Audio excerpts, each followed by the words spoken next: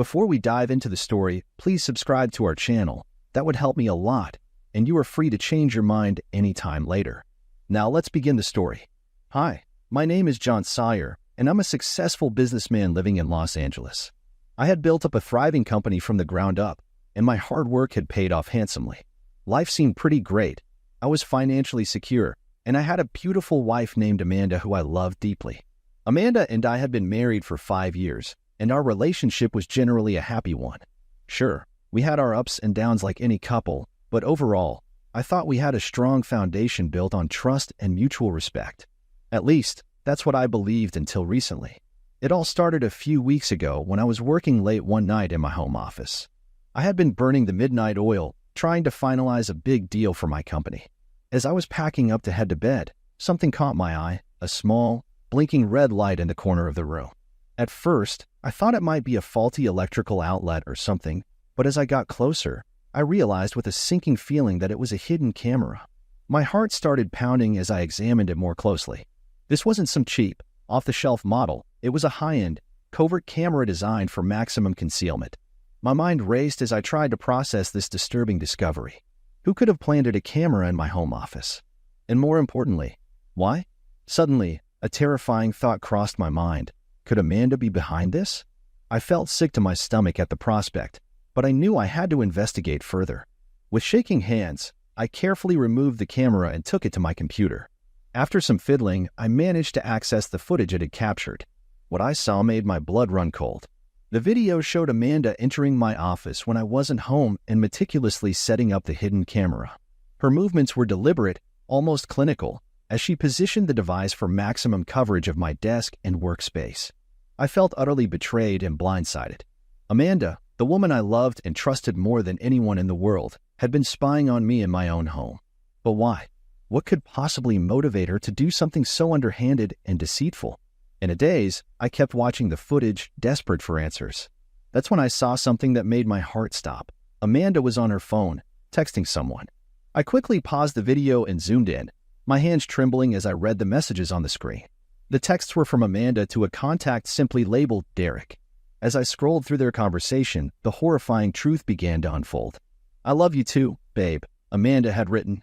"Just a little longer and we'll finally be together for good." I felt like I had been punched in the gut. Derek was the name of Amanda's ex-boyfriend from before we were married. The one she had sworn was ancient history, a relic of her past that held no significance. But the text told a different story. Amanda and Derek were carrying on an affair behind my back, and their plan seemed to involve using the hidden camera footage against me somehow. As I kept reading, the pieces started falling into place. They were going to try to catch me cheating on Amanda, using the footage as evidence to gain leverage in a divorce settlement. Their goal was to take as much of my money and assets as possible before cutting me out of their lives entirely. I was simultaneously devastated and furious. The woman I had loved and trusted with every fiber of my being had not only been unfaithful but was also actively conspiring to rob me blind.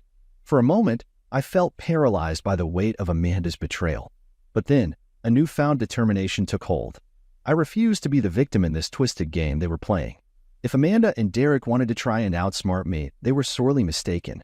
I kept digging through their text exchanges, trying to gather as much information as possible about their nefarious plan. That's when I stumbled upon a message that made my blood run cold. They were planning to meet up at a hotel the following night to take their affair to the next level, fully convinced that they had me right where they wanted me. In that moment, I knew exactly what I needed to do. Amanda and Derek thought they were so clever, so convinced that they held all the cards. But I wasn't going to let them get away with their deception and lies.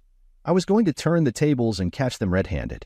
With a newfound sense of purpose, I started formulating my plan. Amanda and Derek were about to learn a very painful lesson. You don't mess with John Sawyer. The first step was gathering as much intelligence as possible about their illicit rendezvous. I combed through every last text message between Amanda and Derek, piecing together the finer details of their sordid arrangement. From what I could gather, they had booked a room at the upscale Biltmore Hotel in downtown LA for the following evening. The plan was for Amanda to lie to me about having a girls' night out with friends, while she would actually be meeting Derek to take their affair to a physical level. I felt disgusted reading the suggestive messages they had exchanged, detailing their lustful desires and underhanded schemes. But I forced myself to power through. knowing that this information was crucial for executing my counterattack flawlessly. With the where and when locked down, I turned my attention to the how. How could I catch these two snakes in the act without tipping them off? I knew I needed to construct an airtight ambush, one that would leave them with nowhere to run or hide. That's when a devilish idea sprouted in my mind. If Amanda and Derek were going to betray me and try to ruin my life, I was going to return the favor by humiliating them in front of the people they cared about most. I quickly jotted down a list of Amanda's closest friends and family members, the ones who had foolishly bought into her act as a devoted, loving wife. Her parents, Linda and Robert, topped the list, followed by a handful of her childhood friends she still kept in touch with. One by one, I started making phone calls, spinning an intricate web of lies. I told Amanda's parents that I was planning a surprise birthday party for her at the Biltmore Hotel the following evening. Of course, her birthday was still months away, but I played into their assumption that I was just being an affectionate, doting husband. It would mean the world to Amanda if you could both be there, I said, feigning enthusiasm. Oh, and please don't breathe a word of this to her. You know how she hates surprises being ruined. Linda and Robert eagerly agreed, touched by my supposed thoughtfulness. The fly was baited. Next, I rang up Amanda's friends one by one, spinning the same tale about a surprise party. To make it seem more believable, I varied the details slightly, claiming it was an anniversary celebration or a promotion at work. But the core lie remained the same. I needed them at that hotel the next night, no questions asked. With each person who bought into my ruse, I could feel my confidence growing. This plan was going to work. Amanda and Derek were going to get the shock of their lives when they realized the tables had turned. The following evening arrived, and the stage was set. Amanda came home from work as usual, none the wiser as to the cataclysmic storm that was brewing. "Hey babe," she said, giving me a peck on the cheek. The fakeness of her affection made my skin crawl. "The girls and I are gonna have a night out on the town. Don't wait up." I smiled back at her, the picture of blissful ignorance. "Sure thing, honey. Have fun." The second she left, I sprang into action. I grabbed my car keys and a spare camera, ready to document every moment of this glorious sting operation. With a pounding heart and sweaty palms, I tailed Amanda from a safe distance, watching as she drove towards the Biltmore. My blood boiled when I saw her rendezvous with Derek in the parking lot. They greeted each other like long-lost lovers, sharing a passionate kiss that made me want to vomit. This was it. I had them dead to rights. Trying my best to remain calm and focused, I hung back and waited for the rest of the players to arrive. One by one, I spotted Amanda's unsuspecting friends and family members trickling into the hotel lobby, all of them buzzing with excitement about the supposed party. When the last person had checked in, I made my move. With the camera rolling, I strode confidently towards the front desk and asked for the room number I had been provided earlier.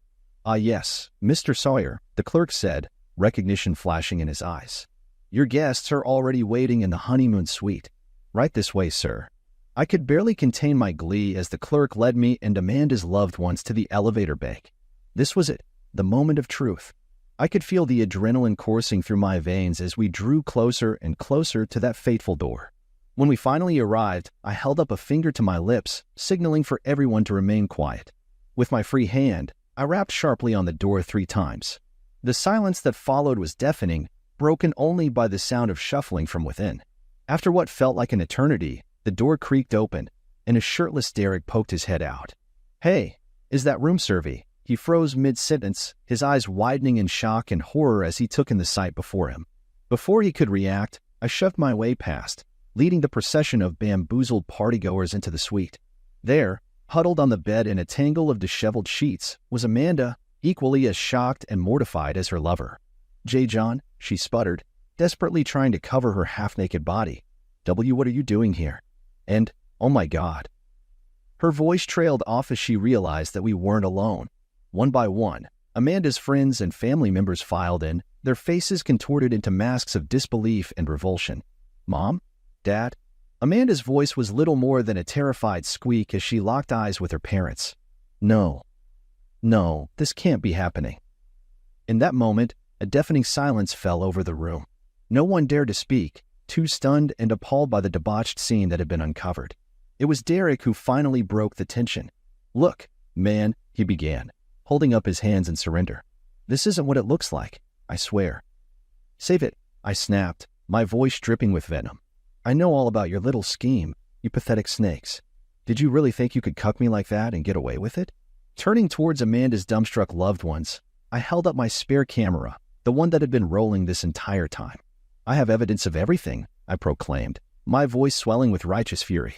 The hidden camera Amanda planted in my office, the text between her and Derek planning this whole sordid affair.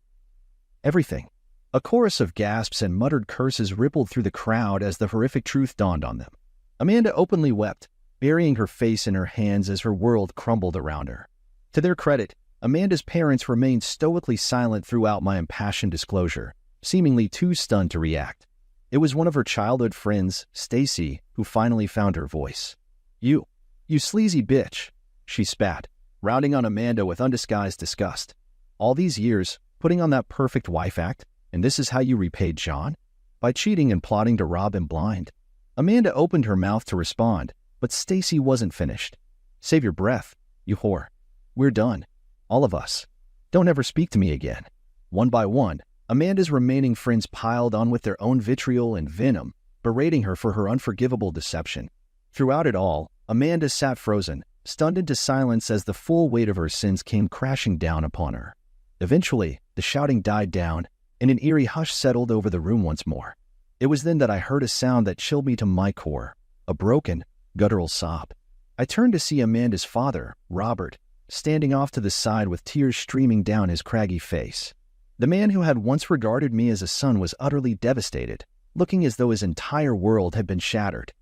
"How could you, Amanda?" he whimpered, locking eyes with his disgraceful daughter. "Your mother and I, we raised you better than this. We don't even know who you are anymore." Her mother, Linda, remained eerily silent, but the way she refused to meet Amanda's gaze spoke volumes. In that moment, their bond as parent and child had been severed, possibly forever. At long last, Amanda found her voice again. "D-Daddy, please." She croaked through her sobs. "I'm so sorry. I never meant to hurt you or Mom like this. I was being stupid and selfish." Robert's face twisted into a mask of anguish and disgust. "Sorry," he spat, recoiling from her as if she were a venomous serpent. "Sorry doesn't even begin to cover this, Amanda.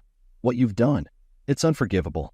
With that, he turned and started walking towards the exit, his wife Linda following in stunned silence. I couldn't help but feel a pang of regret watching them go, for as despicable as Amanda's actions had been, seeing a parent renounce their child so utterly was still a gut-wrenching sight. But I quickly brushed those thoughts aside, reminding myself that Amanda had brought this upon herself through her own selfishness and deceit. Perhaps someday, when the white-hot fury had subsided, I could find it within myself to feel empathy for her plight. But not today. Today, I had one. I stood tall as the last of Amanda's traitorous friends trickled out, leaving the three of us, Amanda, Derek, and I, alone in that wretched hotel room. The silence that followed was suffocating, made all the more oppressive by the weight of the utter humiliation that had unfolded. It was Derek who finally spoke up, his voice barely above a hoarse whisper. "You sick bastard," he hissed. I still wet with unshed tears. "You didn't have to go that far, bringing all those people." Without hesitating, I wheeled on him, closing the distance between us until we were face to face. "I went exactly as far as was warranted, you piece of shit," I snarled. "You and my faithless whore of a wife tried to conspire against me, to take everything I've worked my whole goddamn life for. So forgive me if I wasn't feeling particularly merciful." Derek tried to respond, but I cut him off with a sharp backhand across the face. He crumpled to the ground, whimpering in pain and clutching his reddened cheek. "Get out," I growled, rounding on Amanda next. "Both of you miserable snakes. You've got 24 hours to get your affairs in order and get the hell out of my life forever." Staring up at me with wild, haunted eyes, Amanda opened her mouth as if to protest. But it seemed that even she, with all her sociopathic audacity, realized the futility of such an act. With a pitiful whimper, she lowered her gaze in abject defeat. For a long moment, the three of us remained frozen in that tableau of anguish and ruin. The silence was deafening, punctuated only by Amanda's muffled sobs and the occasional sniffle from the sniveling worm that was Derek. Finally, I could take no more of this pathetic display. "Get out," I ground out through clenched teeth, turning my back on them both. Behind me, I heard the telltale sounds of movement, hurried footsteps, the rustle of clothing being gathered. Good, I thought bitterly. At least they still possessed enough self-preservation to obey my command. It wasn't until I heard the soft click of the door closing that I finally allowed myself to exhale, to process the sheer enormity of what had transpired. I had done it. I had caught my deceitful wife red-handed in her devious scheme and exacted a vengeance that would scar her for the rest of her wretched life. But as the adrenaline began to fade and the gravity of the situation settled upon me, an unexpected pang of melancholy wormed its way into my heart. For so long, I had devoted everything to making Amanda happy, to being the doting, supportive husband she deserved. And all along, she had been plotting against me in the most vile way imaginable. Sinking down onto the edge of the rumpled bed, I buried my face in my hands and allowed the first shuddering sobs to rack my body. All the anger, the hurt, the sheer disbelief, it came pouring out in a torrent of raw emotion that I had been suppressing for too long. I'm not sure how long I sat there, crying out the anguish of a marriage and a life irrevocably shattered.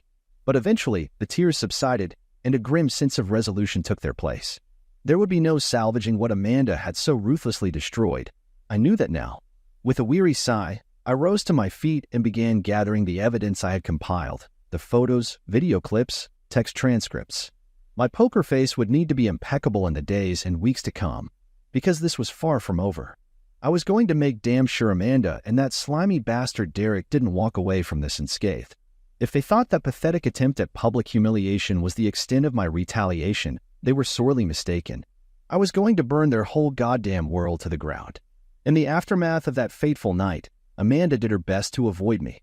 Not that I could blame her, of course. If I were in her shoes, I imagined the prospect of facing the man I had so grievously betrayed would be equally as unpalatable. But her cowardice was a minor inconvenience, at best. With the warehoused evidence I had compiled so meticulously, I was well on my way to ensuring she got exactly what she deserved, stripped of every ill-gotten gain, left to wallow in the ruins of her deceit.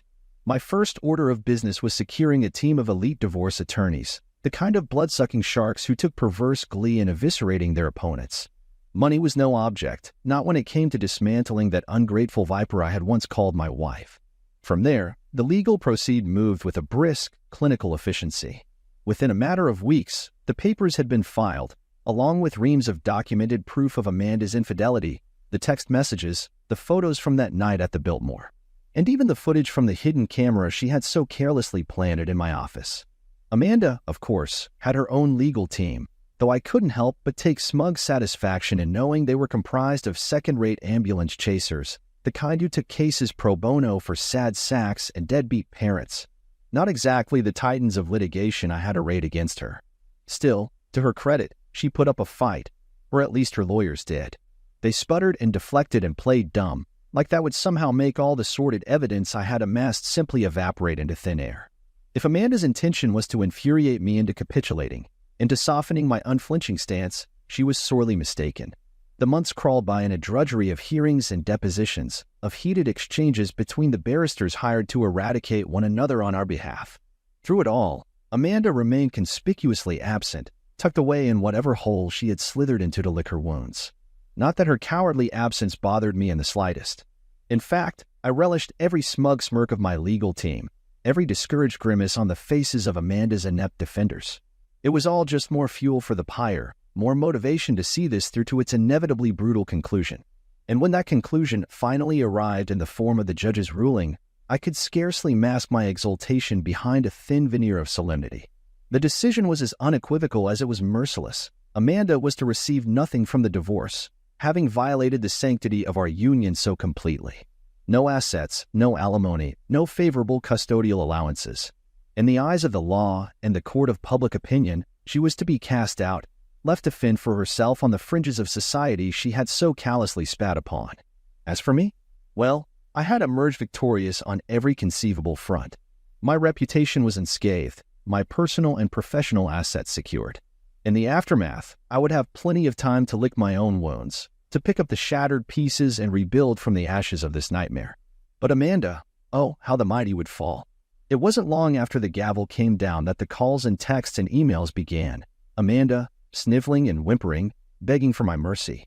She pleaded ignorance, insisting that she had only made one stupid mistake in the throes of a fleeting bout of weakness.